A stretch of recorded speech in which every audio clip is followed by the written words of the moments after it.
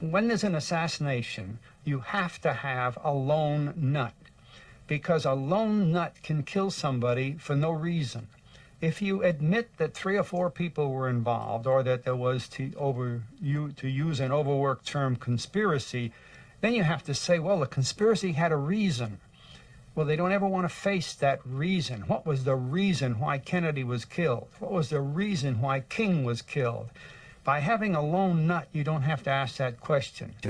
And I think all of us that study these assassinations ought to forget some names totally. One name is Oswald. Another one is Sirhan. Another one is Ray. Forget them. Those poor guys were staged into this program. They had nothing to do with the assassination except be the fall guy. And as an assassination studier, student of assassination for 25 years, I tell you frankly, I could write the whole book on assassinations without using any one of those names. They're not relevant other than as patsies. You see, none of these cases really get into the courts, and when they do, they're very abnormal cases. Consider the case in Los Angeles about the killing of Kennedy. The people most proximate to Kennedy at the time he was killed have never been questioned yet. I traveled to another country to talk to a young lady that was almost leaning on Bobby Kennedy at the time he was shot. She can tell you how he was killed, but the courts have never talked to her. This cover-up pattern is enormous, and it's very effective. It closes everything down. What's the technique for an assassin once the assassination has been completed? Where do they go? How do they operate then? Well, obviously the first thing is to bring in the hitman or the hitmen. Usually it's a triangulation affair so that you're sure you have the guns to do the job. You can't always say where your victim's going to be, so you place the guns in the right place and you're ready for it. But, you know, that's the easy part. Then you have to get them out of there. I think if you study, as we have hundreds and hundreds of photographs of these scenes, you'll find that there were certain people, for instance, that didn't run from the area, stood there casually, nothing happened. They have the assurance they're going to be picked up at the proper time and removed from the area. Now, undoubtedly, they're the killers. They're too smart to run and draw attention to it. They're too smart to jump in a car that speeds away. If there is a car that speeds away, that's a cover story. It's like the white Mustang. It's not the one that really did the job. And the press releases that are immediately put out lead you to the man in a 6th floor window, while the man that really did the killing is right down there on the street waiting for somebody to pick him up casually and walk off. And just consider either of the Kennedy cases or the King cases, the thing you notice most is that the police stood with their hands down and did nothing. There were no on-the-spot detectives. There was nobody really looking into the ballistics. There was no one checking any of the things that the police would have gotten into in the first place. So there's where you begin to see the cover-up pattern. Somebody has told the police department, stay away from this. Now, they don't tell them that way. They say, look, because this was Mr. King in town, we have a special group of Secret Service or a special group of whatever here. And so the police think, well, it's covered, we're not needed. But in any event, they're away. Now, in Dallas, I know for a fact myself that there was an Army unit we intended to use in Dallas for protection on the streets, simply to watch everybody, watch the windows, watch everything. The commander of that Army unit had received a call, very simple call, saying we don't need your unit. He knows there are other units, so he thinks I'm going to use somebody else's unit. The next day he found out there were no units there. Well, it's too late then, you see. Who made the call to that colonel? The first person who arrived on the balcony after Dr. King was shot was an undercover policeman. We later discovered that he was working for the CIA. Is it possible that that man could have been placed by the CIA into the Memphis Police Department as a trainee? Well, I think really to explain why this certain policeman would be the first man on the balcony and that kind of thing, you might turn it the other way around. He might have been the member of the Memphis Police Department that the CIA had trained, or somebody else from the government, FBI had trained, and here we're using a generic term more than we are a specific one. The training they get enables them to perform special jobs like this For instance, think of other cases when Bremer shot Governor Wallace. Immediately, an investigator went into his apartment in Milwaukee. When an airplane crashed with Howard Hunt's wife in Chicago, something like 70 FBI men immediately went to the wreckage of that plane. I don't know of any other airplane where even any FBI showed up, at the wreckage of it immediately. So when things like this take place, there is training behind it, and it's very skilled training, and it's training with key people. And that's what I meant by saying that by taking a large number of men as, quote, instructors and putting them in the Inter-American Police Academy, you can train members, select members of police establishments from all over the United States, but then they're taught special methods and everything, and mainly they go on your list. They're your contact man. And then the contact man is the one who does these things that are, as you described, where the man goes up on the balcony. The first person there seemed to know why he was there and when to be there, things that look like magic otherwise. Why was he there, you see? He had advanced knowledge. From your experience in government, Fletcher, do you think it conceivable that a secret intelligence unit could have planned and carried out the assassination of Martin Luther King? You needn't have to include the word intelligence unit. It's just a secret unit. And there's no question about it being a unit. Anybody that thinks today that either Kennedy assassination, either one of them, or the King assassination, and others that we might go into, were done by individuals, just doesn't understand the business at all. The easiest way to see that the program is laid on in a team effort, carefully planned and carried out, begins after the murder.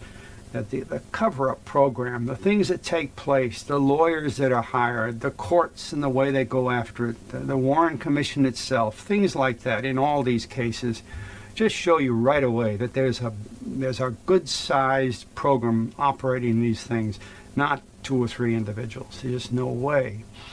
Now, where these reside, where they begin, who says let's do it, that's pretty hard to know, because you're not ever going to find that out. That's, again, part of the package. It's concealed. But the work is carried out by people who are skilled and know these jobs, and they perform this work internationally. It's not just on the streets in this country. If the decision is made at some level or some point that involves an assassination, either within the United States or outside, the group involved, first of all, is in a very high position, and secondly, very limited in numbers. In most cases, the people that are called upon to do this have a good bit of training. They have the skills, they have special equipment, and they have a lot of support. And the thing that people should understand is the support they need really comes after the shots have been fired. How to get them out of there and how to cover the thing so people don't realize that a team of gunmen did the job. Of plans that were intended to bring about an assassination. For example, in the case of Castro. So they created an organization called Mongoose. Mongoose was the cover word for it. Now, the objective of the Mongoose program was to assassinate Castro by any means. We even used mafia hitmen, skilled mechanics, skilled killers. We used poisoned things. We used all kinds of... There's a lady that used to be a friend of Castro's, I think, that said she was being sent back there to feed him some pills or something that would kill him, and on and on and on, all kinds of things. But here's what we need to get from the format of that story, is that Mongoose is an organization created by the United States government to commit assassinations. Never mind Castro. It was created for assassinations. Now, these people are selected, trained, equipped for that purpose, to get in there and shoot somebody and get out. And the getting out part is the hard part. That's where they need the rest of the organization.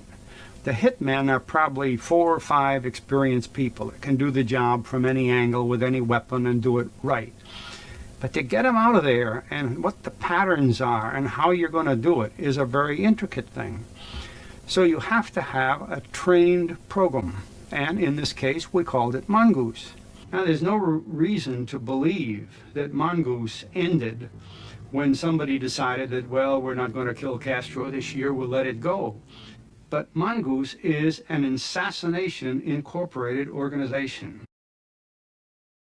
Can you just tell us what you know about the CIA's use of hypnosis in manipulating operatives? And every effort possible is going into the mind control business.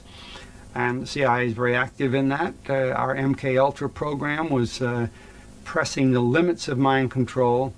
To your knowledge, has it ever included hypnotizing assassins who would then carry out the job without really knowing what they were doing and be programmed to do that?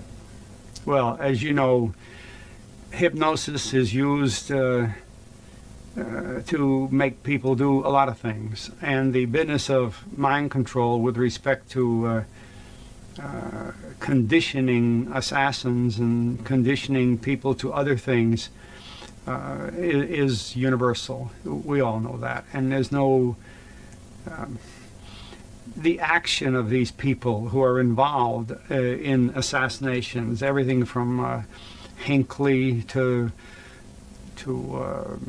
James Earl Ray, we'll say, and others like that, Sirhan, and all these people are not normal. Something odd happened to them because, first of all,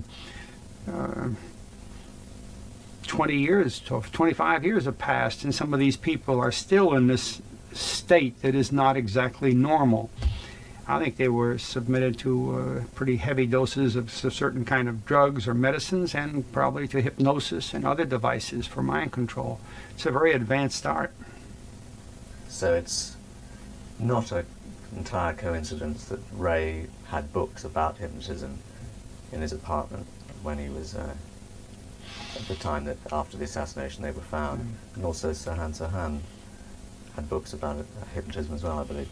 Do you think that's not entirely coincidental?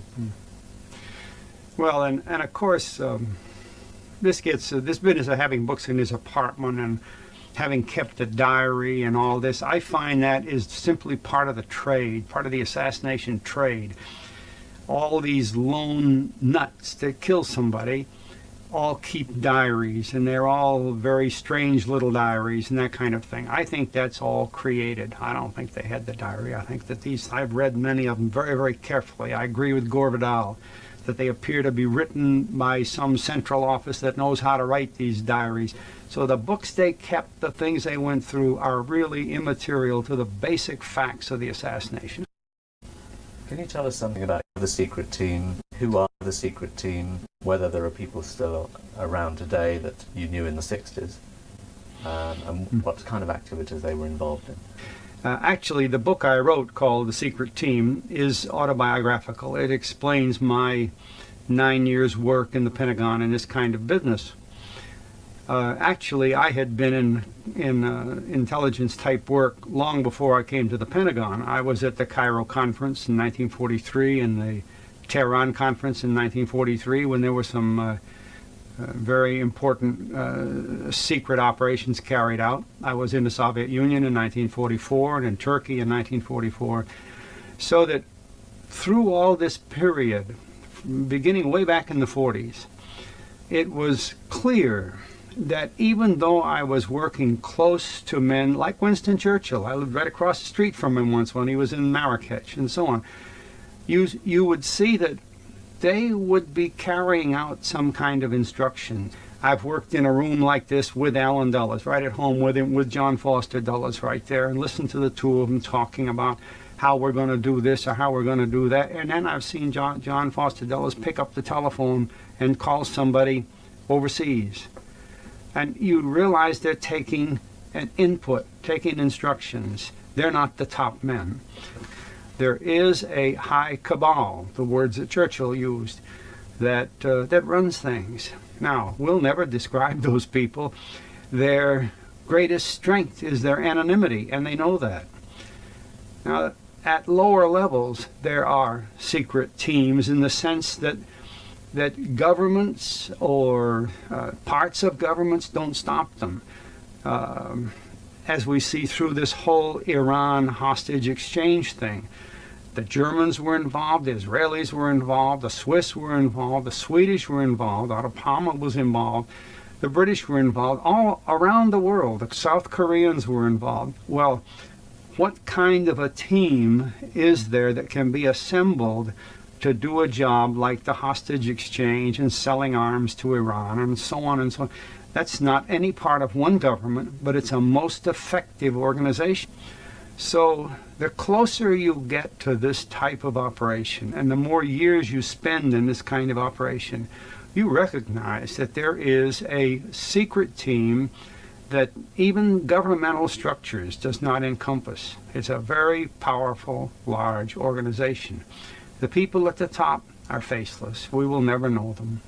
And I don't put people like Ronald Reagan or Winston Churchill or Franklin Roosevelt at the top. There are people above them.